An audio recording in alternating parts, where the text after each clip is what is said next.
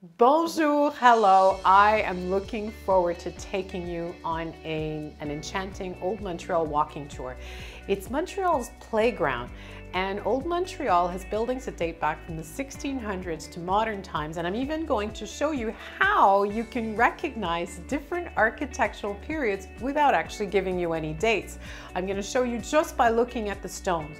We're going to crisscross through small streets. I'm going to bring you inside old banks, working banks, including St. Paul Street, which is cobblestone and during the summer closed to pedestrian traffic. We can stop for a little cafe, we can stop for tastings everywhere.